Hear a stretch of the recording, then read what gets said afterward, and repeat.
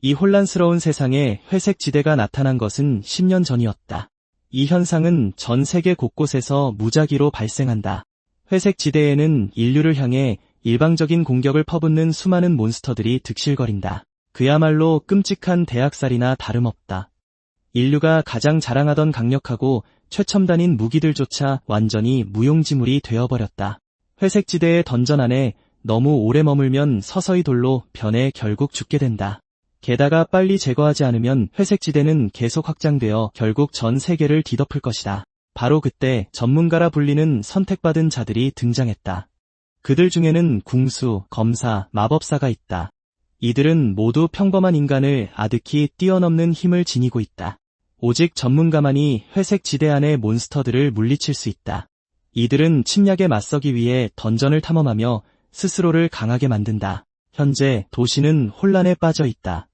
3명의 전문가가 전력을 다해 싸우고 있다. 회색 늑대를 빨리 물리치지 않으면 구역이 확장될 것이기 때문이다. 최전선에 서 있던 전사가 강력한 레이저에 맞자 나머지 2명은 그 틈을 타 힘을 합쳐 몬스터에게 직격탄을 날린다. 그들은 드디어 2레벨 늑대를 물리쳤다며 안도하고 전사를 미끼로 쓴 것을 기뻐한다. 2사람은 그 남자가 죽었는지 궁금해하며 자리를 뜨기 시작한다. 그들에게 그는 한낱 총알바지의 불과에 신경 쓰지 않지만 기절하기 직전이던 전사는 극심한 고통을 느끼다 영문도 모른 채 의식을 되찾는다. 그는 자리에서 일어나 모든 것이 낯설게 느껴진다. 늦게까지 일하다 어떻게 잠들어서 이곳에서 깨어났는지 전혀 알 수 없었기 때문이다. 그제야 바닥에 무릉덩이를 본 주인공은 그곳에 비친 얼굴과 몸이 자신의 것이 아님을 깨닫는다. 그 순간 극심한 두통이 덮쳐오고 몬스터와 회색지대 등 온갖 정보를 포함해 자신의 것이 아닌 여러 기억들이 머릿속으로 밀려들어온다. 그는 마침내 자신이 다른 세계로 빙의의 전문가가 되었다는 사실을 이해하지만 첫 던전에서 총알바지 취급을 받은 몸에 들어왔다는 사실에 크게 실망한다. 빙의한 사람들은 대개 특별한 능력을 얻는다는 걸 알지만 운 나쁘게도 그는 근접전에 특화된 총알바지가 되어버렸다. 그때 무언가가 그의 시선을 사로잡는다. 자유 선택 보상 시스템을 활성화한 것을 축하하는 시스템 창이 나타난다. 이제 그는 던전에서 얻는 보상을 자유롭게 선택할 수 있다. 그는 이것이 무슨 의미인지 생각하다가 보상은 보통 무작위로 분배되며 이런 시스템은 들어본 적도 없다는 결론을 내린다. 상황을 조금 더 이해하게 된 그는 기뻐한다. 이것은 최고급 아이템을 얻을 확률이 100%라는 뜻이기 때문이다. 이로써 그는 누구보다 강해질 것이며 적어도 상황이 조금은 나아졌다. 방금 던전을 완료했기에 그는 테스트를 해보기로 결심하고 드롭을 0.01%의 레어 등급 무기와 우수 등급 방어구 하나를 선택한다. 늑대 사륙의 검과 늑대 가죽 갑옷을 획득한 것을 축하하는 알림이 뜬다. 이 검은 레어 등급이며 관통 효과를 지니고 있다. 5레벨 이하의 늑대를 공격할 때 80% 확률로 즉사 효과가 발동된다. 갑옷은 우수 등급이며 방어력을 10포인트 올려준다. 그는 다른 사람들은 100번을 시도해도 얻지 못할 물건을 획득했기에 방금 얻은 것에 크게 만족한다. 그러므로 임무를 더 많이 완수할수록 그는 항상 최고의 장비를 얻을 수 있을 것이다. 지파는 던전을 떠나며 이 세상이 얼마나 위험한지 그리고 살아남기 위해서는 전문가로서 계속 싸워야만 한다는 사실을 생각한다. 그는 보상 시스템의 의지에 훨씬 더 강해질 수 있을 것이다. 그는 버스 정류장을 발견하고 세상이 몬스터와 회색 안개로 가득 차 있긴 해도 원래 있던 세계와 크게 다르지 않다는 것을 깨닫는다. 버스에 탄 후 그는 상념에 잠긴다. 계획을 세우기 전에 우선 집으로 돌아가 이 세계에 대한 정보를 모으고 싶었기 때문이다. 버스가 노선을 따라가는 동안 회색 안개가 다가오기 시작하고 기사는 안개구역에 진입했으니 모두 조심하라고 소리친다. 사람들은 몬스터에게 잡아먹힐 거라는 생각에 공황 상태에 빠지고 자신들이 이렇게 운이 나쁘다는 사실을 믿지 못한다. 주인공은 평범한 사람들은 스스로 살아남을 가능성이 없다는 것을 깨닫고 침착하게 자리에 앉아 있으라고 외친다. 버스 주변으로 안개가 계속 짙어지던 중 그가 무언가를 눈치채고 버스는 마치 아무것도 아니라는 듯 레이저에 의해 반토막이 난다. 이제 이동수단이 사라지자 오직 전문가만이 몬스터와 싸울 수 있기에 모든 것이 끝났다며 사람들은 비명을 지른다. 설상가상으로 전문가는 희귀해서 지금 당장 나타나는 것은 불가능에 가까웠다. 지파는 다시 한번 모두에게 진정하라고 말하며 자신이 몬스터와 싸울 수 있는 전문가라고 설명한다. 이 말을 들은 기사는 관리국 제2지부와 가까우니 팀이 도착할 때까지만 기다리면 된다며 기뻐하고 환호한다. 그리고 지판에게 직업 레벨이 몇인지 묻는다. 지파는 현재 1레벨 전사라고 대답한다. 남자는 즉시 실망하며 전사 클래스는 안 그래도 쓸모없는데 고작 1레벨이니 상황이 더 최악이라고 투덜거린다. 나타난 몬스터는 2레벨인데 반해 1레벨 전사는 일반인보다 아주 약간 더 강할 뿐이라 모두가 절망에 빠진다. 이 세계에서 전사는 사회 피라미드의 맨 밑바닥에 위치해 있기에 주인공은 이런 반응을 이미 예상하고 있었다. 그는 전투 모드에 돌입하여 얻은 아이템들을 장착한다. 그의 앞에는 2레벨 코뿔소가 서 있다. 비록 1레벨이지만 그 레벨의 어떤 장비보다 강력한 아이템을 가지고 있기에 그는 새로운 검을 뽑아든다. 그리고 돌진한다. 그의 힘은 3레벨 전문가와 맞먹기 때문이다. 그의 첫 번째 공격이 몬스터의 질긴 가죽과 충돌한다. 그런 다음 그는 공중으로 도약하며 자신이 가장 흔해 빠진 클래스일지 몰라도 외친다. 하지만 보상 시스템과 자신의 노력이 있다면 훨씬 더 강해질 수 있을 것이라고 말이다. 코뿔소가 거대한 입을 벌리지만 주인공은 너무나 강력한 공격을 쏟아부어 마치 아무것도 아니라는 듯 몬스터를 베어버린다. 사람들은 2레벨 몬스터가 단 일격에 죽는 것을 목격하고 희망에 부풀어 오른다. 주인공은 승리에 기뻐하면서도 이번에는 장비가 드롭되지 않은 것을 아쉽게 생각한다. 할 일이 끝났으므로 그는 가볍게 작별 인사를 건네고 걸어서 자리를 떠난다. 몇 분 후 전문가들이 그 구역을 봉쇄한다. 상황을 분석한 후 전문가는 몬스터가 2레벨이긴 했어도 단 한 번의 움직임으로 쓰러뜨렸다는 것은 그 청년이 매우 가치 있으며 영입할 만한 인재라고 평가한다. 그 점을 염두에 두고 그녀는 그와 대화를 나누고 싶다며 어떤 전문가가 몬스터를 물리쳤는지 묻는다. 기사는 그 소녀는 이미 떠났으며 1레벨 전사였다고 대답한다. 그녀는 레벨을 올려줄 어떤 비밀 아이템을 가지고 있지 않는 한 전사가 자신보다 높은 레벨의 몬스터를 물리쳤다는 것은 터무니없는 일이라고 생각한다. 다른 한편 집으로 돌아온 주인공은 빚을 갚으라는 낙서로 도배된 집안꼴을 발견한다. 두 남자가 나타나 마침내 돌아왔냐며 빚을 갚지 않으려고 도망친 줄 알았다고 말한다. 주인공은 이 몸의 원래 주인이 엄청난 빚을 졌다는 기억이 있었기에 그들이 누구인지 단번에 짐작할 수 있다. 그는 번듯한 직업을 사는데 그 돈을 쓰려 했지만 실패했다. 이 몸의 원래 주인이 돈을 다 써버렸지만 이제 그 빚을 갚아야 하는 사람은 주인공이 되어버렸다. 지파는 계약서에 따르면 아직 기한이 3일 남았다고 말한다. 하지만 사내는 그의 멱살을 잡고 3일 같은 소리 집어치우라며 빚이 500만이나 되니 30일이 주어져도 절대 갚지 못할 것이 뻔하다고 윽박지른다. 어쨌든 그는 자리를 뜨며 3일 뒤에 사람들을 더 데리고 와서 빚을 수금하겠다고 단단히 못을 박는다. 그리고 만약 지판이 돈을 내지 않으면 집을 빼앗겠다고 한다. 주인공은 3일 안에 어디서 500만을 구해야 할지 막막하기만 하다. 집안에 들어오니 그의 휴대폰은 알림으로 가득 차 있다. 누군가는 궁수무기를 50만에 사겠다고 제안하고 또 다른 누군가는 임무를 도와달라며 보수는 얼마든지 협상 가능하다고 말한다. 이 메시지들을 본 그는 던전 보상을 돈으로 바꿀 수 있다는 사실을 깨닫고 보상 시스템을 이용해 레어 무기를 얻어 빚을 갚을 충분한 돈을 벌기로 결심한다. 고작 빚 따위가 자신이 강해지는 것을 막도록 내버려둘 수는 없기에 그는 이제 훨씬 더 자신감을 얻는다. 이 몸의 원래 주인의 기억에 따르면 이 세계에는 회색지대 던전뿐만 아니라 전문가들이 힘을 기를 수 있는 일반 던전도 존재한다. 그는 먼저 일반 던전에 들어가 레벨을 올리고 덤으로 새로운 장비도 얻기로 마음먹는다. 그는 사람들이 장비를 각각 50만 정도에 파는 것을 발견한다. 그가 알아본 바로는 1레벨 던전에서는 기껏해야 레어 등급의 장비만 드롭되며 가장 비싼 원거리 무기의 가격은 약 60만 정도였다.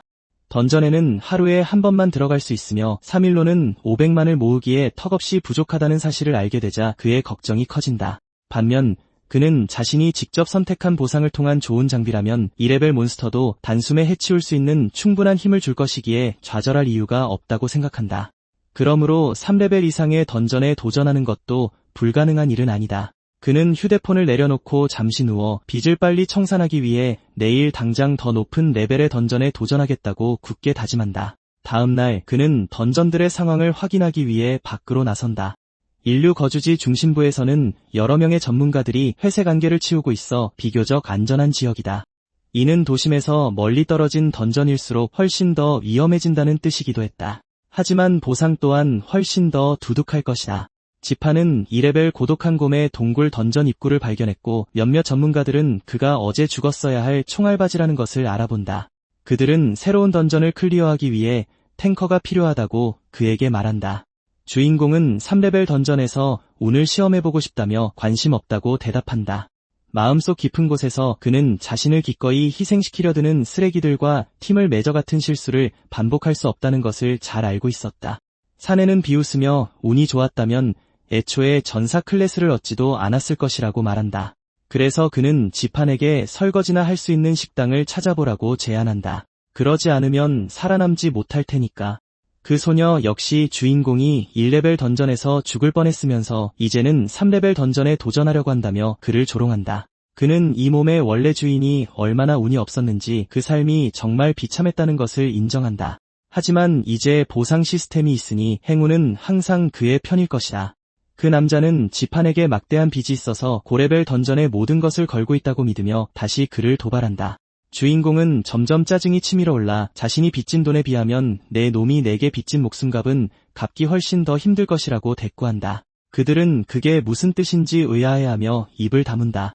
그리고 주인공이 떠나는 모습을 지켜보며 그들은 전날 자신들이 고의로 그를 방패막이로 세워 보스의 힘을 빼게 하다가 그를 거의 죽일 뻔했던 일을 그가 어떻게든 알아챈 것은 아닌지 의심하기 시작한다.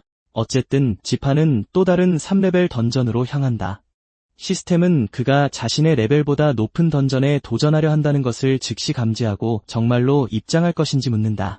그는 다른 선택의 여지가 없다는 것을 알고 두 번 생각할 것 없이 포탈을 넘는다. 안으로 들어가자 청평마을을 공격하는 모든 도적을 제거하는 것이 목표라는 알림이 뜬다. 그 도적들 중 몇몇은 이미 그를 주시하고 있다. 지판은 가볍게 기지개를 켜며 현실 세계에서 보았던 던전과는 달라서 꽤나 흥미롭다고 생각한다.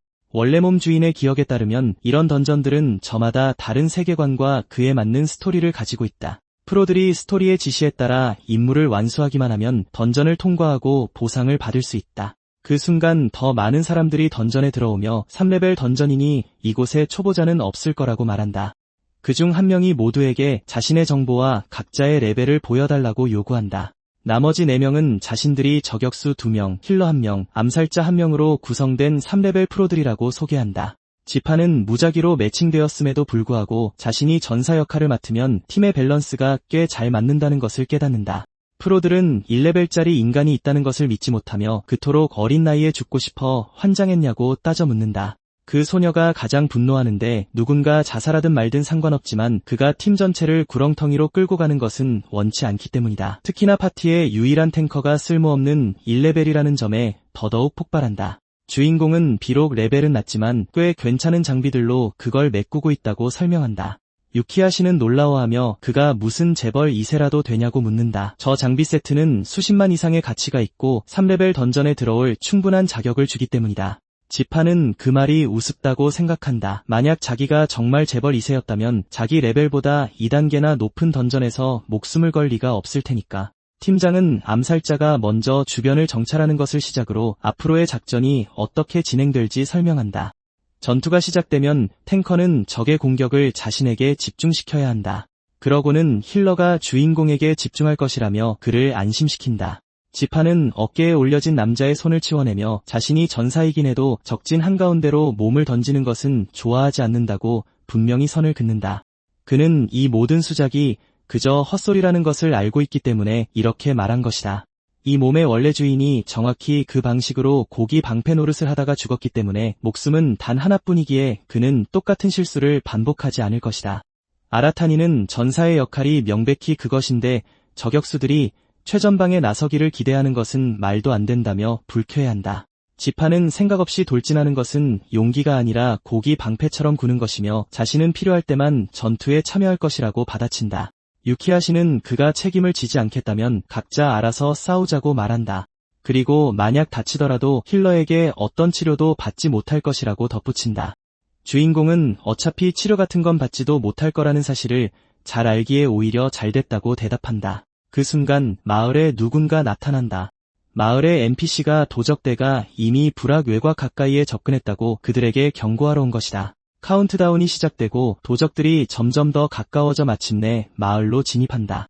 주인공은 원거리에서 공격하는 사수들에게 근거리 무기를 쓰는 도적을 상대하는 건 식은 죽 먹기일 거라 예상하지만 3레벨 던전이 그렇게 호락호락할 것이라고는 생각하지 않는다.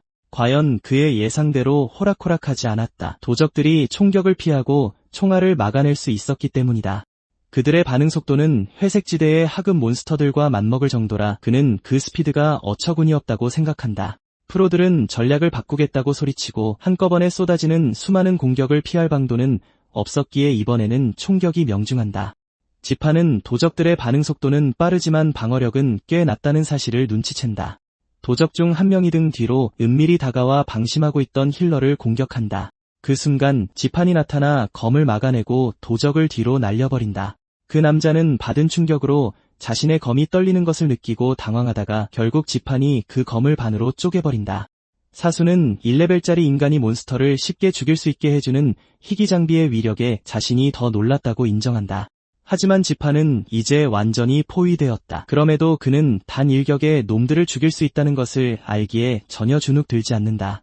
단 몇 초 만에 총알 하나가 그의 얼굴을 스치고 지나가자 그는 깜짝 놀란다. 비록 그들의 목표가 다가오고 있던 2명의 도적이었다 하더라도 말이다. 그는 팀이 도적들을 공격하고 있다고 생각하지만 그가 서 있는 각도에서 보면 그 자신 역시 그들의 공격 범위 안에 들어와 있다.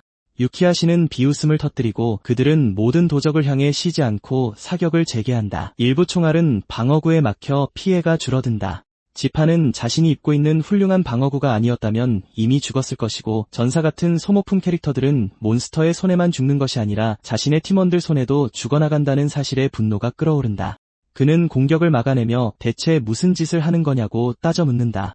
아라타니는 주인공이 그들의 공격을 막고 있으니 아마도 도적들과 한패일 거라고 대꾸한다. 그는 마침내 인내심의 한계를 느끼고 자신을 고기 방패 취급한 대가를 똑똑히 치르게 해주겠다고 경고한다. 그가 일행을 향해 걸어가기 시작한 바로 그 순간 마을에 폭발이 일어나며 압도적으로 강력한 도적이 그들 앞에 나타난다. 던전 임무가 갱신되고 이제 그들은 요새 보스를 물리쳐야만 클리어 보상을 받을 수 있다.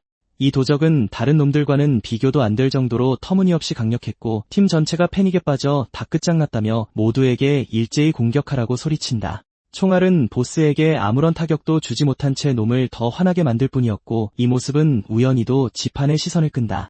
몬스터는 땅을 구르고 일행을 향해 도약하여 먼저 아라타니를 완전히 짓뭉개고 팀장의 팔을 뜯어내버린다. 이제 몬스터가 모두의 앞에 우뚝 섰고 팀장은 이토록 거대한 존재 앞에서 무엇을 해야 할지 감조차 잡지 못한다. 그 때문에 그는 미친 듯이 도망치며 살려달라고 울부짖는다. 그리고 지판의 곁을 지나칠 때 그에게 보스를 탱킹해주면 자신이 딜링을 도와 보상을 얻게 해주겠다고 구걸한다. 주인공은 그럴 줄 알았다는 듯 코웃음을 친다. 이 잘난 프로들은 얻을 이익이 있을 때만 전사의 쓸모를 기억하기 때문이다. 그는 구해주겠다고 말하며 예눈박이 사내를 향해 달려가지만 거인을 공격하고 나서야 희귀 등급 무기로는 던전 보스에게 흠집 쫓아낼 수 없다는 사실을 깨닫고 이를 물리치기 위한 특별한 기믹이 있는 것은 아닌지 의구심을 품는다. 사수가 나타나 그에게 보스를 유인해달라고 요구한다. 하지만 그가 대답하기도 전에 보스가 나타나 두 사람이 서 있던 땅에 주먹을 내리꽂는다. 가까스로 죽음을 면한 유키하시는 더욱 극심한 공포에 질려버린다. 지파는 간신히 피하지만 이제 보스의 어그로를 끌게 되었고 보스는 한치의 망설임도 없이 그를 향해 돌진한다. 그는 다시 한번 몸을 피하며 보스의 머리를 노리고 끊임없이 도적 보스의 어그로를 끌며 이제 그 멍청한 사수 쪽으로 달려간다. 그는 사수에게 다가가며 우리 함께 싸울 거니까 도망치지 말라고 꼬마 친구에게 말한다. 보스는 다시 한번 경로에 있는 모든 것을 파괴하며 그 저격수를 이리저리 날려버린다. 지판이 잠시 가지고 논 후 그는 다시 한번 적의 시선을 끌어 보스가 그 남자가 서 있는 땅을 공격하도록 유도한다. 그 남자가 이 상황에 완전히 겁에 질려 넋이 나갈 때까지 그는 이 짓을 몇 번이고 반복한다. 빈틈이 보이자 주인공은 계획했던 대로 정확하게 직격타를 날리고 사수는 자신이 완전히 속아 넘어갔다며 투덜거린다. 지파는 정면에서 보스를 마주하는 공포를 경험해보지 못한다면 전사들이 팀을 위해 치르는 희생을 결코 존중할 줄 모를 것이라고 뼈있는 한마디를 던진다. 그런 다음 그는 가까이 오지 말라고 비명을 지르는 나머지 일행을 향해 달려간다. 그 소녀 또한 3레벨 이하의 대상을 직경 3m의 우리 안에 10초 동안 가두는 희귀 스크롤을 활성화한다. 하지만 우리는 보스와 함께 팀장까지 가둬버렸고 그는 꺼내달라고 필사적으로 비명을 지른다. 불행히도 그것은 불가능한 일이었고 그 거대한 몬스터를 상대로 살아남을 길이 전혀 보이지 않았던 그는 그 자리에서 즉사하고 만다. 주인공은 그저 이들에게 교훈을 가르쳐주려 했을 뿐 동료를 배신할 정도로 그들이 잔인하게 굴 줄은 전혀 예상하지 못했기에 그 광경을 가만히 지켜본다. 어찌됐든 보스 처리가 최우선이었고 나가사와는 정말로 저 도적 보스와 정면으로 맞설 생각이냐고 소리친다. 왜냐하면 그들이 힘을 합친다 해도 이 던전을 클리어하는 것은 불가능하기 때문이다. 그는 이미 가능한 방법을 발견했기 때문에 신경 쓰지 않는다. 그게 통할지는 해봐야 아는 일이니까. 그는 여전히 몬스터의 시야에 들어와 있고 우리의 지속시간은 5초가 남았다. 그는 3레벨 보스가 확실히 강력하며 3레벨의 공격을 맞고도 사실상 상처 하나 입지 않았다는 사실을 되짚어본다. 게다가 이 던전은 회색 지대 관리국의 사람들에 의해 이미 탐색된 바가 있으니 결코 클리어 불가능한 3레벨 던전이 아니라는 뜻이다. 그리고 그는 유일한 가능성을 떠올린다. 마침내 시간이 다 되고 우리가 사라진다. 지판이 보스를 향해 나아가자 마을에 폭발이 일어난다. 먼지가 가라앉기 시작하고 주인공이 도적의 몸을 검으로 꿰뚫은 채 모습을 드러낸다. 그가 검을 뽑아내자 도적단 보스를 처치한 것을 축하하는 메시지가 뜬다. 몬스터가 사라지기 시작하고 그는 경험치 20을 얻어 2레벨로 승급한다. 그는 도박에서 이겼다며 짜릿한 쾌감을 느낀다. 그리고 예상대로 보스에게는 특별한 데미지 감소 기믹이 있어서 단숨에 쓰러뜨리려면 놈의 약점을 찾아내야만 했다. 시스템 또한 3레벨 요새 클리어를 축하하며 이제 그는 보상을 받게 될 것이다. 기다리고 기다리던 최고의 순간이 다가왔기에 그는 흥분을 감추지 못한다. 그 순간 소녀가 다가와 자신의 도움이 없었다면 보스를 물리치지 못했을 테니 자신도 보상의 몫을 원한다고 말한다. 암살자 역시 전투 중에 모두가 힘을 보탰다고 주장하며 같은 말을 짓거린다. 지파는 자신을 쏜 것에 대해 원한을 품지 않은 것만으로도 이미 충분히 관대하게 대했는데 이제는 자신이 직접 얻은 장비마저 빼앗으려 한다며 선을 그었다. 타카무라는 어차피 자신들은 그 괴물을 쓰러뜨리지 못했을 테니 그만두자며 떠나려 했지만 주인공은 그들에게 떠나도 좋다고 허락한 적이 없다고 경고한다. 회색 지대 관리국은 프로들이 이유 없이 서로를 죽이는 것을 금지하고 있었기에 두 사람은 극도의 공포에 질려 그에게 대체 원하는 게 뭐냐고 묻는다. 그는 너희 모두 보스에게 죽었어야 할 목숨이니 오히려 감사해야 한다고 차갑게 대답한다. 두 사람은 두려움에 식은땀을 뻘뻘 흘리며 그에게 감사 인사를 남기고는 즉시 던전에서 도망치듯 사라진다. 그는 어떤 보상을 받을지 확인하기 위해 돌아가고 최대 3개의 아이템을 선택할 수 있는 권한이 주어진다. 고레벨 던전이라 추가 보상까지 받을 수 있다는 사실에 그는 무척 만족스러워한다. 아이템 선택지는 B급 스킬 2개와 A급 스킬 1개, S급 스킬 1개, SS급 스킬 3개, 그리고 마지막으로 S급 스킬 1개와 A급 스킬 2개로 이루어진 3가지 스킬이었다. 드롭률이 극악무도한 고레벨 스킬북이 이렇게나 많이 나오다니 그는 자신의 보상 시스템이 진정으로 신이 내린 축복이라며 감탄한다. 그의 첫 번째 선택은 SS급 스킬인 수면의 광이었다. 잠을 자는 동안에도 검술과 도술을 훈련할 수 있게 해주는 스킬이다. 또한 레벨업을 할 때마다 공격력이 10%씩 상승한다. 만약 그의 직업이 전사라면 이 효과는 무려 3배로 증폭된다. 그의 두 번째 선택은 신속한 움직임 스킬이다. 이 스킬을 마스터하고 나면 그는 마치 바람처럼 움직이게 된다. 레벨업을 할 때마다 속도가 10%씩 상승한다. 그리고 직업이 암살자라면 이 효과 역시 3배로 증폭된다.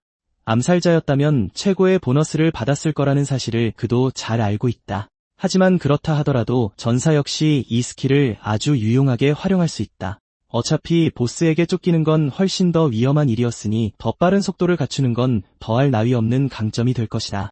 마지막으로 그는 원거리 직업을 위한 빠른 루팅 스킬도 챙긴다. 이를 팔면 최소 100만 원의 빚은 갚을 수 있기 때문이다. 빚을 청산하는 것을 넘어 현실 세계에서 새로운 가능성을 열어줄 이 보상 시스템이 놀랍기만 한 그는 던전 안에 숨겨진 수많은 보물들을 모두 차지하겠다고 다짐한다. 그는 엄청난 힘의 경지를 목격했고 이는 곧 세상을 바꿀 수 있는 가능성이 있다는 것을 의미했다. 그의 주된 목표는 하루빨리 빚을 갚는 것이기에 최근 거래 가격을 찾아보기로 결심한다. 그는 낮은 호가로 시작하여 적어도 100만 원 이상에는 팔릴 것이라 예상한다. 하지만 글을 올리자마자 바로 제안이 들어오는 것을 보며 S급 원거리 스킬북의 수요가 얼마나 엄청난지 깨닫게 된다. 첫 제안 가격은 120만 원이었고 그는 지체 없이 다음 날로 약속을 잡는다.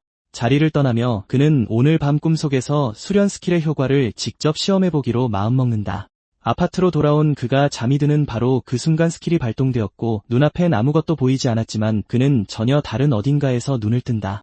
하지만 육체적인 감각은 현실 세계와 소름 돋게 똑같았고 주변에 아무것도 없었기에 그의 오감은 한층 더 예민해진다. 바로 그때 무언가가 다가오고 그는 자신과 맞설 상대가 다름 아닌 자기 자신이라는 사실을 깨닫고 흠칫 놀란다. 복제된 그가 공격을 퍼붓고 두 사람은 서로의 검으로 맹렬하게 맞부딪힌다.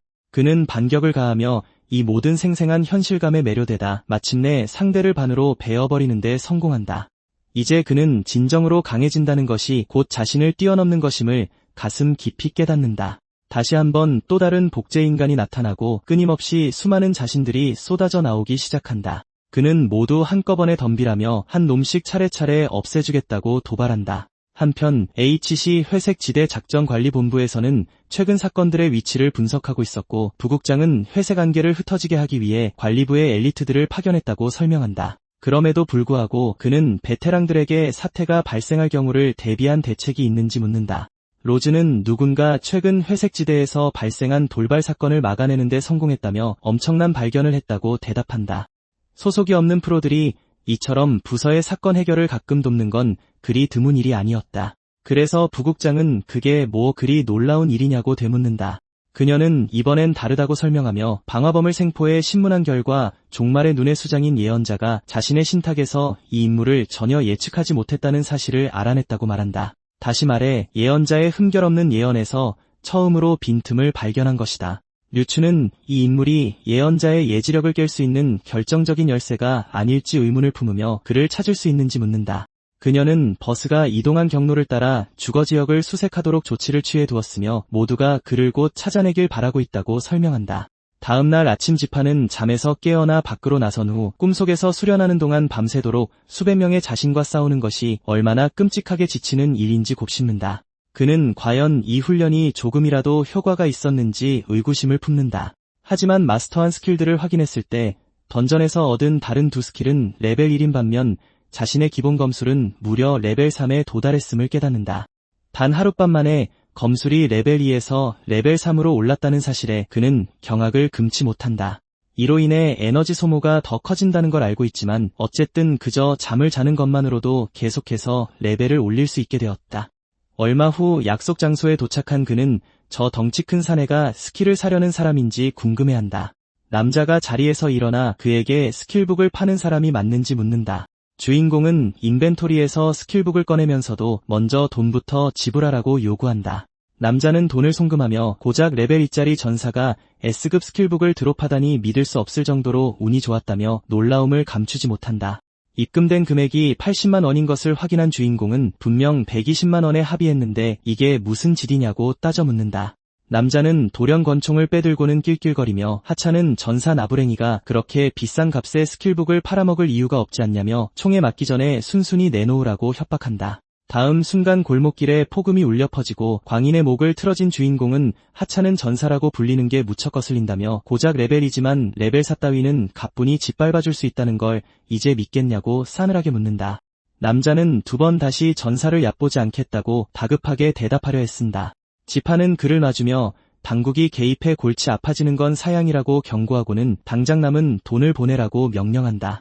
모든 상황이 정리된 후 그는 자신이 겪은 성가심에 대한 보상금 20만 원을 얹어 총 140만 원을 받아낸다. 자신은 나름대로 원칙이 있는 사람이었기에 그는 스킬북을 넘겨주고 그 미치광이의 무기도 돌려준다. 남자는 이 스킬북이 있으면 12인 팀으로 대재앙 던전에 도전할 수 있게 되었다며 진심으로 고마워한다. 지파는 그게 대체 뭔지 알지 못한다. 하지만 이름만 들어도 돈 냄새가 물씬 풍기는 곳이었다. 새로운 스킬북을 챙긴 남자는 그곳이 프로포럼에서 엄청난 인기를 끌고 있는 던전이라고 설명한다. 이 던전은 레벨 5 이하의 신입 프로들에게는 극악의 난이도를 자랑하는 곳이다. 플레이어들은 좀비들이 득실거리는 포스트 아포칼립스 환경에서 장장 3일 동안 살아남아야만 한다. 어마어마한 사망률 때문에 프로들 사이에서는 뉴비 지옥이라 불리고 있었다. 흥미가 동한 주인공은 위험이 큰 만큼 보상도 클 거라며 던전의 입구가 어디 있는지 묻는다. 남자는 입구를 알려주면서도 생존율이 1%도 채 안 되는 레벨 5 던전인데 고작 레벨 2의 몸으로 정말 목숨을 걸고 운을 시험해볼 셈인지 묻는다. 그는 씩 웃으며 직접 부딪혀봐야 알 수 있지 않겠냐고 대답한다. 위험이 그렇게 높다면 보상 역시 초초기 등급일 것이 분명했기에 그의 마음속 깊은 곳에선 기대감이 걷잡을 수 없이 부풀어 오른다. 잠시 후 그가 던전에 도착하자 그곳에 모인 프로들은 일개 전사가 감히 파티에 끼려 한다며 즉시 그를 깔본다. 이 던전의 클리어 목표는 좀비 재난이 들이닥친 도시에서 3일 동안 살아남는 것이다. 시스템 역시 프로가 자신의 레벨을 훌쩍 넘어서는 던전에 도전하고 있음을 감지하고 정말로 입장할 것인지 신중하게 고민해보라고 묻는다. 주인공은 자신은 당장이라도 들어가고 싶어 안달이 났다며 모두들 준비가 되었는지 묻는다. 그가 던전에 들어서자 시스템은 그가 팀과 뿔뿔이 흩어졌으며 좀비의 습격을 막기 위해 모두를 찾아야 한다고 알린다. 시스템은 그에게 엑설런트 등급의 방어구를 장착시켜 주었고 그는 자신의 모습을 숨기기로 결정한다. 자신의 방해꾼이 될 팀원들이 주변에 없는 상황에서 자신의 능력치와 장비가 다른 이들에 비해 훨씬 우월하다는 걸 그 누구보다 잘 알고 있었다. 또한 그의 주된 목표는 어디까지나 보상을 얻어 힘을 기르고 빚을 갚는 것이기에 시스템의 지시를 곧이곧대로 따를 필요는 없다고 생각한다. 상점 하나를 발견한 그는 만약을 대비해 보급품을 비축해두는 것이 현명할 것이라 판단한다. 그 안에서 그는 라면과 스포츠 음료 그리고 지열 붕대를 챙긴다. 그 순간 대용이 유리를 박살내며 뛰어들었고 모든 일이 너무 갑작스레 벌어진 탓에 지파는 화들짝 놀란다. 대용은 좀비 떼에게서 도망치던 중이었고 건어인 그가 지판을 보자마자 이제 살았다고 소리친다. 주인공은 검을 뽑아 들고 순식간에 주변의 괴물들을 처리해버린다. 그러고는 대용에게 언제 골칫거리가 들이닥칠지 모르니 조심하라고 당부하며 그에게 훌륭한 화기가 있으니 어모를 맡으라고 지시한다. 이어서 그는 고도로 숙련된 검술을 펼치며 혀를 내두를 정도의 완벽한 솜씨로 좀비들을 하나하나 썰어버리기 시작한다. 침입한 좀비들을 모두 죽였음에도 불구하고 매 순간 끊임없이 더 많은 좀비가 몰려드는 것을 보며 그는 상황을 되짚어본다. 그는 혹시 좀비들이 죽어 넘어진 동료들의 사체에 이끌려오는 건 아닌지 의심한다. 그때 그의 귓가를 자극하는 거슬리는 소리가 들려왔고 고개를 돌리자 다른 놈들과는 다르게 온몸에서 그 괴성을 내뿜고 있는 기괴한 좀비가 눈에 띈다. 지파는 저놈이 그 소리로 다른 좀비들을 끌어모으고 있는 변종 좀비라는 것을 단번에 알아챈다. 아무리 놈들을 가뿐히 몰살할 수 있다 해도 차라리 바람을 제어해 도망치는 편이 훨씬 빠르겠지만 좀비 떼가 유일한 출구를 막아버린 탓에 그는 먼저 저 확성기 좀비부터 처리해야만 했다. 때문에 그는 건어에게 저 성가신 놈들을 막아달라고 부탁하며 자신은 공격을 멈출 테니 대신 놈들의 주의를 끌어달라고 말한다. 대용은 자신은 그저 일개 건어일 뿐이라며 그런 무모한 짓은 불가능하다고 고개를 젓는다. 주인공은 해보지 않으면 모르는 일이니 최소한 시도라도 해보라며 단 5초만 버텨달라고 부탁한다. 건어가 마지못해 고개를 끄덕이고 주인공은 남아있던 1포인트로 자신의 민첩성을 끌어올린다. 이제 그의 스탯은 힘 11, 민첩 11, 그리고 체력 10이 되었다. 건어가 길을 가로막는 모든 좀비에게 미친듯이 총알을 퍼붓는 동안 그는 경이로운 속도로 상점을 가로지른다. 지파는 천장을 타고 번개처럼 날아가 마침내 확성기 좀비에게 다다랐고 그 짐승을 갈기갈기 찢어발긴다. 작전이 통했다는 사실에 기뻐하지만 이상하게도 좀비들이 완전히 다른 행동을 보이기 시작한다. 그가 지휘관을 해치웠기 때문에 반경 15m 안의 모든 좀비가 광폭화 상태에 빠져 공격 속도와 방어력이 씩씩 증가한다. 확성기 좀비가 미끼에 불과했다는 사실을 깨달은 주인공은 미친듯이 덤벼드는 좀비 떼를 보며 걱정하기 시작한다. 칼을 휘둘러댄 그는 좀비들의 방어력이 확실히 높아졌음을 깨닫고 이대로라면 녀석들을 다 상대할 수 없으리라 직감한다. 반면 새로운 좀비가 더 나타나지는 않기에 그냥 도망쳐도 될 상황이다. 그렇게 발길을 돌리려던 찰나 어떤 소리를 듣고 건어가 여전히 구석에 몰린 채 약속을 지키려 애쓰고 있다는 걸 눈치챈다. 주인공은 그 자리에 얼어붙은 채 약육강식의 이 세계에서 굳이 모르는 사람을 위해 위험을 감수할 필요는 없다고 생각한다. 어떻게든 방어해내던 대용은 그가 지금까지 본 가장 강한 전문가임이 틀림없고 그의 잠재력을 믿는다고 소리친다. 하지만 그를 향한 압박은 갈수록 거세지기만 한다. 주인공은 자신이 휘말린 이 골치 아픈 상황을 유심히 지켜보며 최강이라는 타이틀을 달고 있는 이상 물러설 수 없다고 말한다. 그런 다음 그는 깊게 숨을 들이마시고 눈 깜짝할 사이에 좀비들을 반 토막 내버린다. 성공적으로 막아냈다는 사실에 대용은 기뻐하지만 거추장스러운 인사는 질색인 주인공이 그의 멱살을 잡고 출구 쪽으로 내던져버리자 야구공처럼 날아간 그는 영문을 몰라 눈물을 흘린다. 지파는 사내가 너무 무겁다며 쓸데없이 힘을 뺐다고 투덜거린다. 그래도 최소한 이제 바람을 다루는 기술을 써서 좀비들이 눈치채지도 못하게 훌쩍 뛰어넘어 갈 수 있게 되었다. 마침내 상점을 빠져나온 주인공은 이번 건 너무 쉬웠으니 다음 도전을 가져오라고 말한다. 계속 걸어가며 대용은 이 던전이 꽤 위험하다는 건 알았지만 이렇게까지 끔찍할 줄은 상상도 못했다고 털어놓는다. 갑자기 누군가 비명을 지르며 나타나고 그 뒤를 쫓아 나타난 거대한 괴물이 단 한 번의 주먹질로 그를 땅에 짓뭉개버린다. 지파는 대체 저게 무슨 괴물인지 파악하지 못하는데 이상하게도 그 돌연변이는 터무니없는 속도로 그들 옆을 휙 지나쳐 가버린다. 그들은 자신들이 놈의 표적이 아니었음을 깨닫지만 간발의 차로 살아남았기에 불안감이 커진다. 다른 전문가들이 나타나고 한 건어가 자신을 소개하며 당신들은 정말 운이 좋았다고 말한다. 이어서 그는 이 구역에 일반 좀비들이 다른 곳보다 훨씬 많으며 진짜 위험한 건 방금 나타난 그 돌연변이라고 설명한다. 주인공은 왜 녀석이 그들을 공격하지 않았는지 묻는다. 그는 좀비 왕이 해 뜰 때 한 번, 해질 때 한 번 사냥을 한다고 대답한다.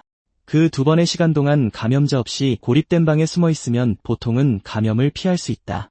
하지만 만약 좀비 왕이 그날 충분한 인원을 표적으로 삼지 못하면 다른 시간대에도 얼마든지 공격할 수 있다. 간단히 말해 빠져나갈 길 없이 하루에 2명씩 죽어나가는 셈이다. 그들은 포인트를 지불하고 물품을 살 수 있는 안가로 향하지만 모든 물품은 재고가 제한적이다.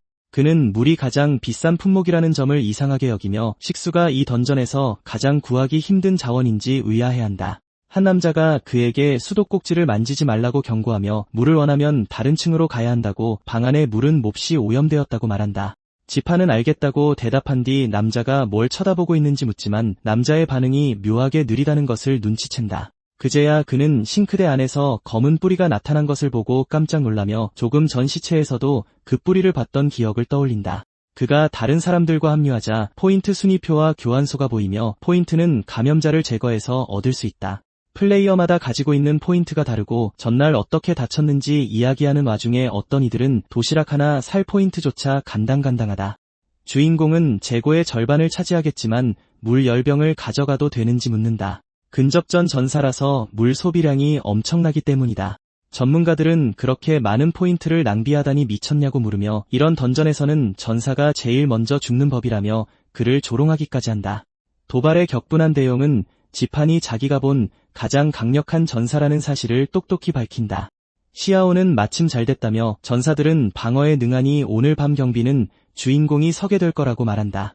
지파는 다 같이 방 안에 숨으면 문을 지킬 필요가 없지 않냐고 묻는다. 그 남자는 이미 해봤다고 말한다. 하지만 감염자들이 아무리 느려 터졌어도 밤에 처리하지 않으면 계속 몰려들어 결국 문을 부수고 들어오게 된다는 것이다. 그러곤 미소를 지으며 좋든 싫든 주인공이 경비를 서야만 할 거라고 말한다. 그는 문제없다고 하지만 과연 밤을 넘기고 몇 명이나 살아남을지 두고 보겠다고 벼른다. 한참 뒤 좀비들이 모여들기 시작하고 접근하는 놈들은 모조리 처리당한다. 건어가 나타나 물을 좀 길어오겠다고 말한다. 지파는 좀비를 죽이고 얻은 포인트로 물을 교환하면 그만인데 굳이 그러는 것을 이상하게 여긴다. 전문가들은 그가 아직도 포인트가 넉넉하다고 믿는 걸 비웃으며 좀비왕이 가장 점수가 높은 사람을 공격한다는 사실은 말할 것도 없다고 여긴다. 대용은 명백히 함정을 파는 거라며 저들의 말을 듣지 말라고 한다. 금발머리 남자는 지판이 이미 많은 포인트를 쌓았기 때문에 길게 말해봤자 소용없다며 웃는다. 주인공은 일반 좀비들이 강하지는 않지만 아무도 포인트를 낭비하고 싶어하지 않아 모든 뒤처리를 자신에게 떠넘겼다고 생각한다. 분명 놈들은 희생양을 찾고 있는 것이다. 이런 생각에 미친 그는 자신을 미끼로 쓰려 한다면 심각한 결과를 초래할 것이라고 경고한다. 결국 저 녀석이 원하는 대로 흘러가지는 않을 것이다. 밤이 깊어지자 그는 잠시 눈을 붙이고 자는 동안 스킬을 향상시킬 기회로 삼는다. 얼마 후 큰 소리에 모두가 잠에서 깨어나고 남자는 대체 무슨 소리냐며 패닉에 빠진다. 리더는 안에 감염자가 없는데 시체왕이 왜 나타났는지 이해하지 못한다. 그제야 그들은 류이안이 감염된 채 무리 안에 섞여 있었다는 사실을 깨닫는다. 갑자기 무언가 천장을 마구 두드리다 부수고 내려오더니 좀비 보스가 모두의 눈앞에 모습을 드러낸다.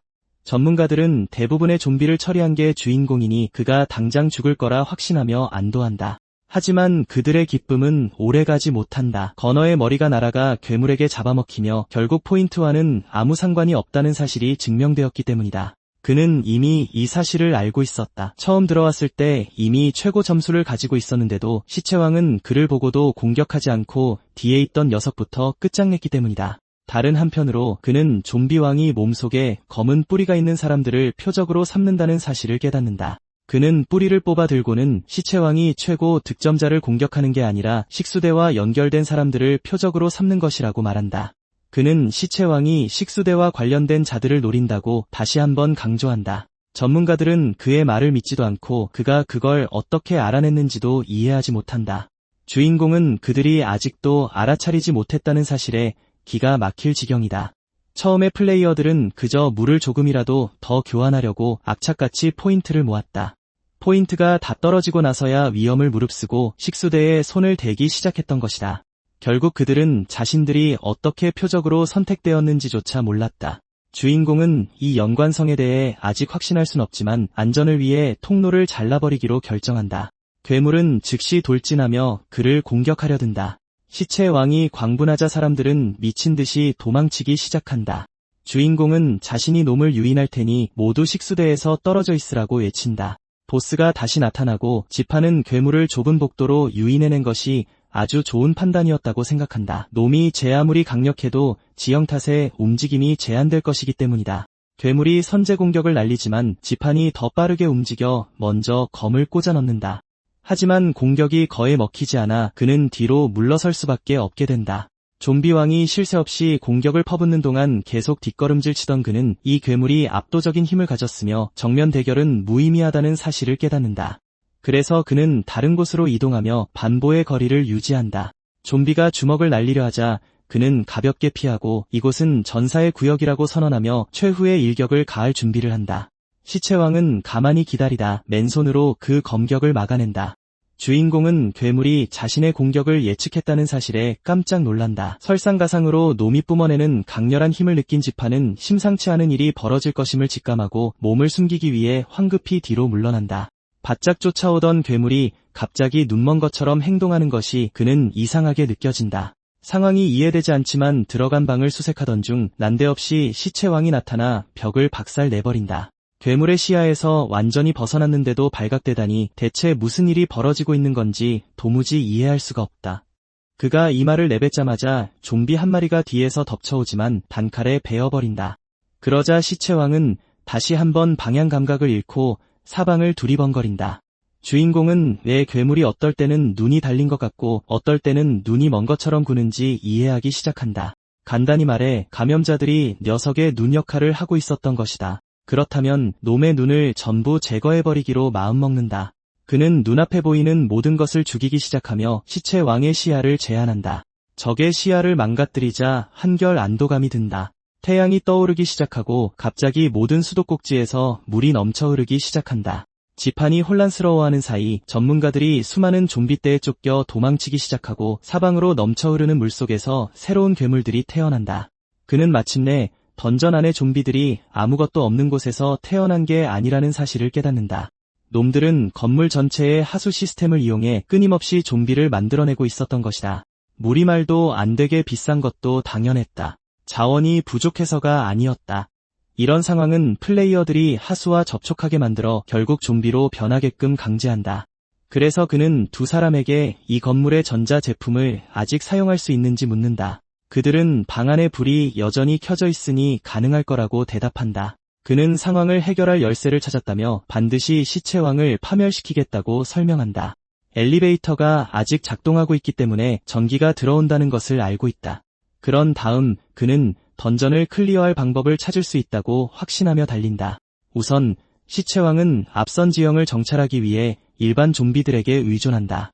그리고 보스를 엘리베이터 통로로 유인할 수 있다면 그 결과는 꽤나 흥미로울 것이다. 금발 남자는 그가 아까 보스를 도발하지만 않았어도 위험에 처하지 않았을 거라며 도망치는 거냐고 묻는다. 주인공은 살고 싶으면 하수구에서 떨어져 있으라고 말한 뒤 좀비왕을 유인하기 위해 그 방향으로 달려간다. 그가 엘리베이터 안으로 뛰어들자 괴물이 엄청난 속도로 점점 더 가까이 다가온다. 하지만 문이 닫히는 게 더 빨랐고 그는 엘리베이터를 작동시켜 위로 올라간다. 이제 반격할 시간이기 때문에 그는 천장에 구멍을 뚫는다. 엘리베이터가 올라가면서 좀비왕이 문을 부수자 주인공은 멍청한 괴물이 미끼를 물어 다행이라고 생각한다. 그는 엘리베이터와 벽 사이의 틈에 숨어 작은 숨바꼭질을 하기로 한다.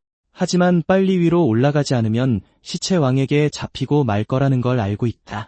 발판이 두 개가 있어서 어디에 숨는 게 좋을지 고민하다가 마침내 결정을 내리는데 엘리베이터 차량 중 하나가 이미 손상되어 2개의 케이블에만 의존한 채 무너지기 직전이었기 때문이다. 괴물이 그 위로 뛰어오르게 만들 수 있다면 녀석은 분명 균형을 잃을 것이다. 그는 시력이 없는 괴물의 주의를 끌기 위해 돌을 던지고 시체왕은 즉시 소리가 나는 쪽으로 도약한다. 녀석이 발판에 닿자마자 주인공은 망설임 없이 엘리베이터 케이블을 잘라버려 괴물이 균형을 잃게 만든다. 지파는 그 기회를 틈타 함께 도약하며 괴물의 가슴팍에 강력한 일격을 날리고 괴물은 미친 듯이 포효한다. 하지만 추락하기 전 녀석은 가까스로 케이블 하나를 붙잡고 반격을 준비한다. 이미 이런 상황을 예상했던 주인공은 가볍게 피하며 이번에는 도망치지 못할 거라고 선언한다. 그런 다음 가장 강력한 참격으로 시체왕의 몸을 반으로 갈라버리며 끝장을 낸다. 그는 승리했다는 사실에 안도하고 전문가들은 그가 혼자서 보스를 쓰러뜨렸다는 것을 믿을 수 없다는 듯한 표정을 짓는다. 하지만 지파는 그들이 항상 그 괴물을 보스로 취급해왔음에도 불구하고 스테이지를 클리어했다는 알림이 뜨지 않자 이상함을 느끼기 시작한다. 통로 꼭대기에서 소음이 울려 퍼지고 그들은 셀 수 없이 많은 좀비들이 자신들을 향해 떨어지는 것을 보게 된다. 주인공은 깜짝 놀라고 이미 절망에 빠진 금발 남자는 저 괴물들은 이미 죽지 않았냐며 무슨 일이 일어나고 있는 거냐고 소리친다.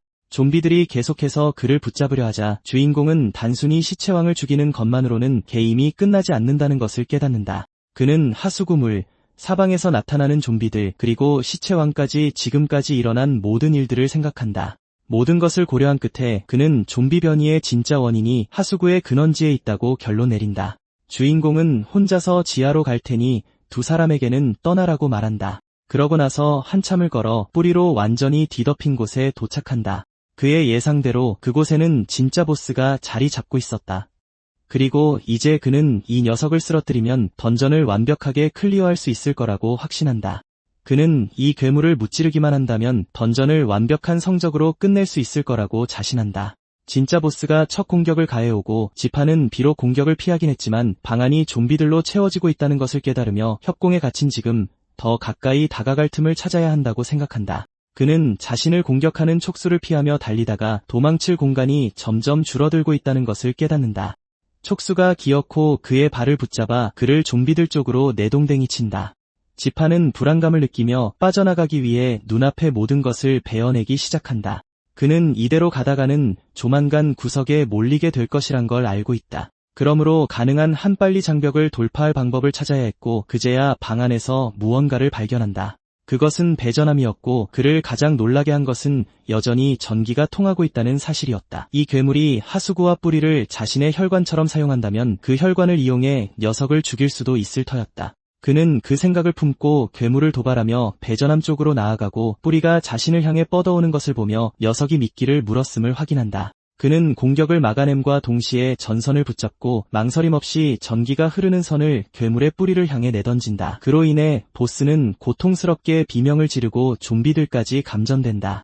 그 결과 보스의 코어가 드러나고 주인공은 이제 끝을 낼 시간이라고 결정한다. 그는 앞으로 돌진해 보스의 남은 부분을 반으로 베어버린다. 건물 밖에서도 괴물이 파괴되는 것을 느낄 수 있었고 마지막 일격과 함께 녀석은 완전히 사라져버린다. 시스템이 대재앙 던전 클리어를 축하하며 보상이 계산되고 있음을 알린다. 에픽 상자 하나와 레어 상자 2개가 그의 눈앞에 나타나고 주인공은 두 생존자에게 먼저 선택하라고 말한다. 다영은 엄청난 상자가 드롭된 것에 매료된 반면 지파는 시스템을 통해 보상을 선택할 수 있는 자신의 비밀 능력을 누구에게도 들켜선 안 된다는 생각뿐이다. 보상을 수령하면 외부로 전송될 것이라는 알림이 뜨고 금발 남자가 에픽 상자를 향해 달려간다. 하지만 그는 곧 자신을 향한 살기를 감지한다. 남자는 즉시 상자를 바꾸며 지금 상황에서는 품질이 낮은 상자가 더 적합하다고 타협한다. 주인공은 두 사람이 아주 예의가 바르니 자신이 에픽 상자를 가져가겠다고 말한다. 그는 최대 3개의 보상을 선택할 수 있다. 게다가 자신이 5레벨 대재앙 던전을 완벽하게 클리어한 첫 번째 플레이어라는 안내와 함께 특별 보상이 재계산될 것이라는 알림을 받는다. 일반 보상을 숨겨진 보상으로 교환할 수도 있으며 상자에는 선택 가능한 모든 옵션이 표시된다. 그는 신성한 심판의 머스킷을 획득했고 여전히 2번의 선택 기회가 남아있다. 나머지 2 장비는 바람의 흉터 성각과 미스릴 성지팡이다. 시스템이 교환을 진행할지 묻자 그는 얘를 선택한다. 어차피 전사가 3가지 아이템을 다 쓸 일은 없고 머스킷 하나면 빚을 갚기에 충분할 것이다. 다른 장비들도 같이 있긴 하지만 그는 숨겨진 보상이 보고 싶다. 그는 일반 좀비의 시야를 공유하던 시체왕과 다른 이들을 조종할 수 있던 모체 식물을 떠올리며 그 두 능력을 얻는다면 아주 좋을 것이라 생각한다. 그렇게 생각하던 찰나 새로운 능력을 획득했다는 알림이 뜬다. 해당 능력들은 바로 시체왕의 시야 공유와 모체 식물의 의식 통제다. 주인공은 이 상황에 대해 생각하기 시작한다. 논리적으로 볼 때 숨겨진 보상을 포함한 미션 보상은 처음부터 정해져 있었어야 하기 때문이다. 하지만 그 순간 마치 시스템이 그의 속마음을 듣기라도 한 듯 해당하는 능력을 그에게 전송하고 화면에 띄워주기까지 했다. 그는 또한 무언가가 뒤에서 자신을 지켜보고 있는 듯한 느낌을 받는다. 그는 발전 기실 쪽을 유심히 쳐다보다가 기묘한 기호를 발견한다. 이를 통해 그는 회색지대의 생물들은 보통 지상에만 존재하며 던전에는 들어오지 않는다는 결론을 내리며, 이는 모체 식물이 분명 누군가에 의해 의도적으로 그곳에 배치되었음을 의미한다. 그는 자신이 그 능력들을 얻었다는 사실과 이러한 단서들을 연결해보며 회색 지대 자체도 인위적으로 만들어졌을지 모른다고 생각한다. 이 단서를 찾은 이상 그는 그 이면에 숨겨진 진실을 밝혀낼 수 있다고 확신한다. 던전을 완벽하게 클리어함으로써 그는 전설 등급의 머스킷, 2개의 능력, 그리고 4레벨에 도달하기에 충분한 경험치를 얻었다. 그는 상태창을 열고 눈앞의 결과를 만족스러워한다. 기본 검술은 이제 4레벨이 되었고 이전의 능력들은 2레벨로 진화했기 때문이다. 그는 시세를 확인하기 위해 핸드폰을 꺼내 경매에 올린 전설 등급 던전 무기를 확인하는데 이미 입찰가가 300만까지 치솟아 생각보다 훨씬 희귀한 물건임을 깨닫는다. 현재 최고 입찰가는 360만에 도달했고 구매자는 되면 거래를 요청하고 있다. 그는 이제 4레벨에 도달했고 전설 등급 장비 하나와 2개의 새로운 능력을 보유하고 있기 때문에 그 요청을 수락하지만 이 정도로 돈을 벌고 모든 빚을 갚기에는 아직 부족하다. 잠시 후 그는 전문가 거래센터로 향했고 안으로 들어가 장비를 돈으로 교환한다. 이번에는 무사히 돈을 받아 500만을 손에 쥐게 된다. 구매자는 지판이 고가의 아이템을 또다시 팔아치운 저레벨 전사라는 소문을 들었다며 아무래도 그가 누구인지 알아챈 듯이 말한다. 주인공은 그에게 물건을 사러 온 건지 아니면 남의 사정을 캐물으러 온 건지 묻는다. 남자는 이 물건이 애초에 그의 손에 들어가서는 안 될 물건이었다고 경고하고 지판은 남의 일에 참견하지 말고 당신 일이나 신경 쓰라고 받아친다. 그 말을 남긴 채 그는 자리를 떠난다. 빚을 갚고 나자 남은 돈은 고작 200분이었고 한동안 쪼들리는 생활을 해야 한다는 생각에 속이 상한다. 하지만 적어도 빚은 마침내 다 갚았다. 그는 여러 명의 사람이 자신을 미행하는 것을 눈치챈다. 코스 옆 남자가 누군가를 보낼 것처럼 생겼기에 이미 예상했던 일이다. 경호원들은 내내 그를 주시하지만 그가 골목으로 들어서자 목표물을 놓치고 만다.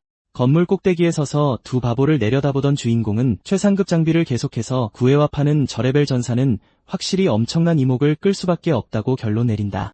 뒤를 돌자 회색지대 사건 처리를 담당하는 기관인 회색지대 관리국에서 유급 업무를 맡을 전문가를 모집한다는 광고가 눈에 들어온다. 그는 이것이 완벽한 기회라고 생각한다. 관리국의 외부 계약자라는 신분이라면 아무도 그의 장비 출처에 신경 쓰지 않을 테니까. 그 생각을 품고 회색지대 관리국으로 향한 그는 접수원에게 고수익 외주 업무를 맡기 위한 절차를 알고 싶다고 말한다. 그녀는 정보를 제공해달라고 요청했고 그가 4레벨 전사라는 것을 확인한다. 주변 사람들은 저렇게 레벨이 낮은 미치광이가 감히 유급 임무를 맡겠다고 나서자 비웃기 시작한다. 그리고 만약 요구 조건이 정말 그렇게 낮았다면 지원자가 부족할 리도 없었을 것이다. 하지만 부국장이 나타나 모두에게 조용히 하라고 명령하며 이 소란이 무슨 일인지 알고 싶어한다. 접수원은 4레벨 전사가 외주 업무를 맡고 싶어한다고 설명한다. 류추는 최근 회색지대가 안정적이고 인력도 부족하지 않다며 이런 일에 시간 낭비하지 않겠다고 말한다. 주인공은 류춘이 섣불리 단언하는 것이 재밌다고 생각하며 바로 그날 광장 근처에서 확실하게 몬스터 발생 사건이 일어날 것이라고 지적한다. 부국장은 자신이 무슨 엄청난 말을 하는 건지 알고 있냐고 묻고 그가 믿고 싶어 하지 않을 것을 아는 주인공은 가볍게 작별 인사를 건네며 알람이 울리면 자신에게 연락해 물어보라고, 다만 그때는 가격이 지금과 같지 않을 것이라고 말한다. 류춘, 랴오춘은 이 모든 알 수 없는 행동을 이해하지 못한다. 주인공은 회색지대가 인위적으로 만들어졌을 수 있다는 것을 발견한 뒤 최근의 모든 사건을 다시 조사해 보았다고 생각하며 광장으로 향한다. 소규모 구역은 번화한 공공장소에서 나타날 확률이 높지. 대규모 인스턴스는 이전에 발견된 회색 지대 근처에서 출현하는 경향이 있고 최근 사건의 흐름을 보면 광장 주변의 구역들이 중심부를 향해 집중되고 있어. 그래서 그는 사건이 일어날 때가 다가왔음을 확신하며 자리에 앉는다. 그 순간 여러 개의 알람이 울리기 시작하며 광장 근처에 새로운 회색 지대가 나타나 비상사태에 돌입했음을 알린다. 부국장은 이 상황을 어이없어하고 예상이 적중에 기뻐하는 주인공은 누군가 자신이 돌아와 외주 임무를 다시 맡아주기를 간절히 원할 것이라 생각한다. 안개가 일대를 파괴하기 시작하고 완전히 기괴한 몬스터가 나타나 공격하자 모두가 비명을 지르며 도망친다. 그중 한 명이 붙잡히고 뿌리가 그의 몸을 완전히 올가맨다. 동시에 경찰이 도착하고 슈에이는 시민 구출을 최우선으로 해야 한다고 말한다. 경찰은 태세를 갖추고 몬스터를 향해 발포한다. 몬스터가 총알을 막느라 정신이 팔린 사이 프로 경찰관 한 명이 인질을 구출하기 위해 뒤에서 접근한다. 하지만 뿌리가 이미 인질이 몸을 완전히 장악해버려서 너무 늦었다는 사실을 깨닫는다. 그는 확실치 않지만 인질이 죽었을 가능성이 높다고 보고하고 그녀는 뿌리에 접근할 수 없으며 원거리 공격만 통한다는 점을 분명히 한다. 경찰관은 탄약이 떨어져 간다고 경고하고 추에이는 광장의 피덩굴은 원거리 공격만 가능하며 현재 화력으로는 역부족이라고 상부에 보고한다. 그는 무엇을 할 수 있을지 고민하다가 몬스터를 반드시 저지해야 한다고 대답한다. 그리고 만약 주인공이 나타난다면 직접 대화하고 싶으니 무슨 수를 써서라도 그를 광장에 붙잡아두라고 지시한다. 그녀가 그 지시를 채 듣기도 전에 한 줄기 섬광이 그녀 옆을 스쳐 지나간다. 지판이 앞을 가로막는 모든 덩굴을 베어버리며 나타난 것이다.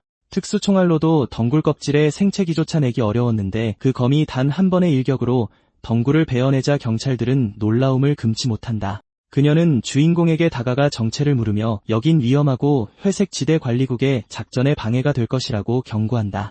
그는 본대가 도착할 때까지 버틸 수 있냐고 묻고 덩굴의 공격을 받는 와중에도 모든 공격을 쳐내며 이곳에서 회색 안개 인스턴스를 처리할 수 있는 사람은 자신뿐이라고 말한다. 그녀는 그가 무슨 헛소리를 하는지 이해하지 못하지만 그는 자신의 도움에는 조건이 따르며 이 구출 임무의 대가는 100만이라고 분명히 밝힌다.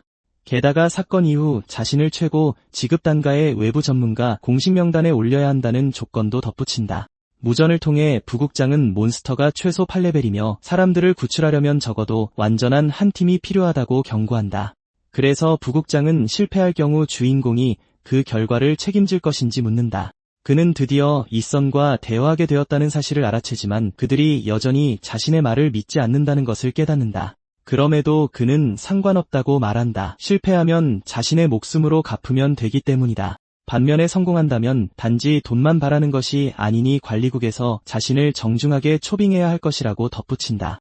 부국장은 이를 어이없어하지만 그 순간 어린 소녀가 덩굴에 붙잡히고 주인공은 소녀가 끌려가는 모습을 목격한다. 그는 몬스터가 단순히 사람을 본 것만으로 반응해서는 안 된다는 것을 떠올리며 진작부터 무언가 잘못되었다고 느꼈음을 회상한다.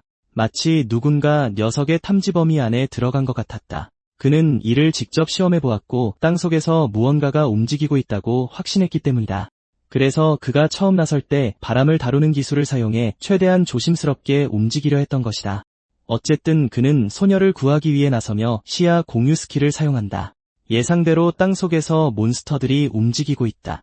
메마른 피덩굴은 시각이 아니라 뿌리로 느껴지는 진동을 통해 다가오는 적을 탐지한다. 그는 녀석들을 먼저 베어버리기 위해 돌진하고 충분히 가까워지자 사방으로 검을 휘둘러 어린 소녀를 구출한다.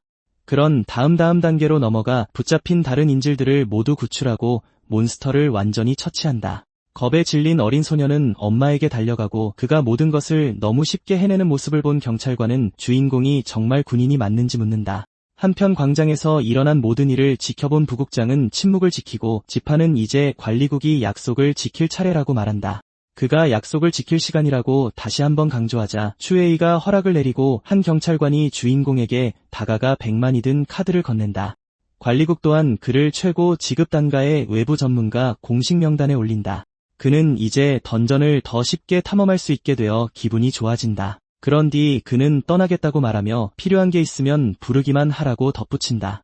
하지만 그녀가 그를 멈춰 세우며 회색 지대는 아무런 패턴 없이 나타나는데 어떻게 이 위기를 미리 알았는지 묻는다. 그는 이번 회색 지대가 인위적으로 만들어진 것이며 관리국도 이미 이를 의심하기 시작했을 것이라고 밝힌다. 결국 누군가가 배후에서 이 출현을 조작하고 있다는 것이다. 그러므로 이것은 우연이 아니다. 그리고 다음 발생 장소를 알아내려면 과거의 사건들을 연결해보라고 조언한다. 이 말을 남기고 그는 미련 없이 떠난다. 한편 종원의 눈에서는 고위 간부인 램프라이터가 다른 이들과 모여있다. 그는 메마른 피덩굴 사건이 더 큰 혼란을 일으켰어야 했는데 누군가 이를 순식간에 진압해버렸다고 지적한다. 이 때문에 그는 자신들의 계획에 변수가 개입했다고 결론짓는다. 그는 패널을 열고 피덩굴 사건과 연관이 있으며 조건에 부합하는 인물은 단 3명뿐이라고 설명한다. 따라서 진짜 변수를 찾아내려면 그 3명을 같은 던전에 들어가게 하는 것이 가장 안전한 방법이지만 명분 없이 그들을 함께 행동하게 만들기는 어려울 것이라고 덧붙인다. 그러면서 그는 함정은 이미 준비되었다고 밝히며 말을 맺는다. 얼마 후 주인공은 또 다른 임무를 마친다. 자리를 뜬 직후 그는 관리국의 통신 반지가 울리는 것을 알아챈다. 추에이의 연락이었고 그녀는 제6초등학교 근처에 중형 회색 지대가 나타났으니 서둘러 달라고 말한다. 그는 알겠다고 대답하며 그곳으로 향한다. 가는 길에 그는 회색 지대의 소형 몬스터들에 대해 떠올린다. 녀석들은 끊임없이 기습을 가하지만 상대하기는 쉽다. 정작 골치 아픈 것은 중형 구역으로 보상이 높은 만큼 주변 지역에 직접적인 영향을 미치기 때문이다. 지정된 장소에 도착하자 그녀는 지원 및 치료 부서를 책임지고 있는 야오를 소개한다. 야오는 지판이 피덩굴 사건을 해결한 강력한 전사라는 소문을 익히 들었다고 말한다. 추에이는 상황이 복잡하고 평범한 팀원들은 집만 될 뿐이니 한가하게 잡담할 시간이 없다고 말한다. 그래서 정예 멤버 3명만 소집된 것이다. 그들은 한 블록 전체로 퍼져나가고 있는 짙은 안개 앞에 선다. 그 순간 안개 속에서 누군가 나타난다. 지파는 그들이 인터셉터 길드 소속이라는 것을 알아챈다. 그들은 장비를 얻기 위해 던전에 사람을 자주 파견한다. 대장은 허락을 받지 않았다며 남자에게 당장 떠나라고 명령한다. 남자는 중형 구역이야말로 고정 아이템이 드롭될 확률이 가장 높으며 당연히 그것을 가장 먼저 차지하고 싶다고 설명한다. 그녀는 이 안개가 도시 전체로 퍼질 수도 있으니 경솔하게 행동하지 말라고 경고한다. 이 오만한 사내는 관리국의 헛소리를 듣고 싶지 않다며 여기 있는 사람들은 모두 쓸모없다고 조롱한다.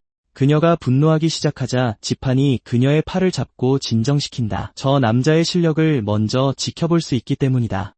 어차피 그가 몬스터를 처리해낸다면 관리국의 전력을 아낄 수 있는 일이다. 하지만 일이 틀어진다면 녀석은 죽을 테니 보상과 명성은 온전히 그들의 차지가 될 것이다. 인터셉터 길드의 이름에 먹칠을 하는 그 말에 광기 어린 길드원은 분노하지만 주인공은 그토록 실력이 뛰어나다면 굳이 말리지 않겠다고 가볍게 받아친다. 그 사내는 본때를 보여주겠다며 거대한 몬스터들을 죽이기 시작한다. 처음에는 어려울 거라 생각했지만 막상 상대해보니 별것 아님을 깨닫는다. 그는 길드가 관리국보다 강하다는 자만심에 빠져 이 기회를 틈타 허세를 부린다. 하지만 그는 아이템이 떨어지지 않는 것을 이상하게 여기고 회색 지대가 사라진 것도 눈치챈다. 설상가상으로 짙은 검은 안개가 몬스터를 부활시키고 몬스터는 재빨리 골목으로 도망쳐버린다. 자신의 길드가 전투를 압도했기에 그는 이 상황을 도무지 믿을 수 없어한다. 지판이 다가가 그 쓰레기에게 비키라고 말한다. 시간만 낭비하게 했으니 이제 자신이 진짜 몬스터를 어떻게 없애는지 보여주겠다는 것이다. 안개를 동반한 몬스터는 도시를 가로지르며 건물과 건물 사이를 뛰어다니다가 길거리에 있는 어린 소년을 발견하고 잡아먹기 위해 돌진한다. 하지만 제때 도착한 지판이 소년을 구하고 이곳은 위험하니 빨리 도망치라고 말한다. 아이는 지체 없이 감사 인사를 전하고 군중 속으로 도망친다.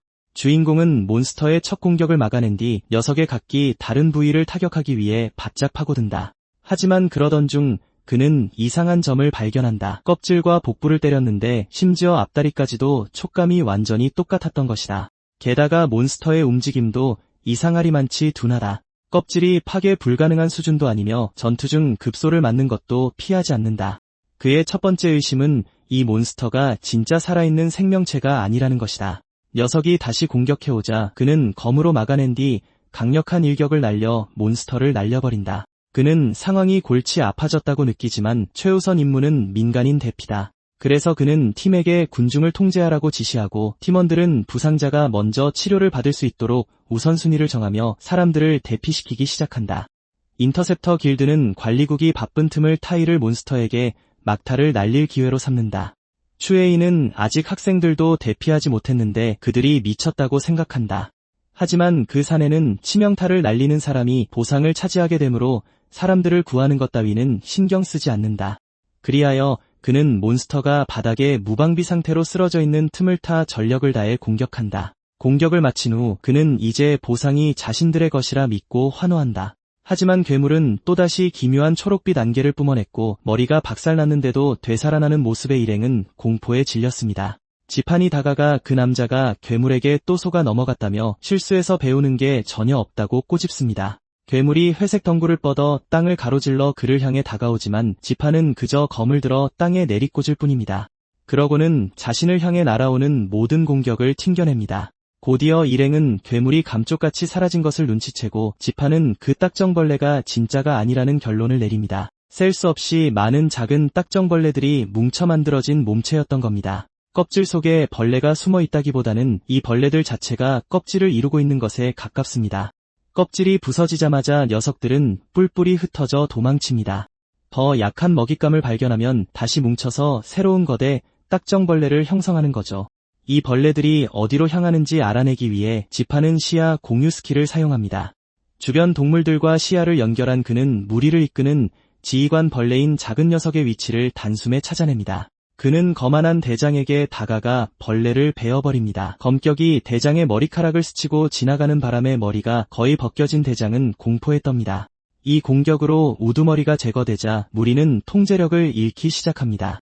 지판은 단 한 마리도 살아서 빠져나가지 못할 것이라고 경고합니다.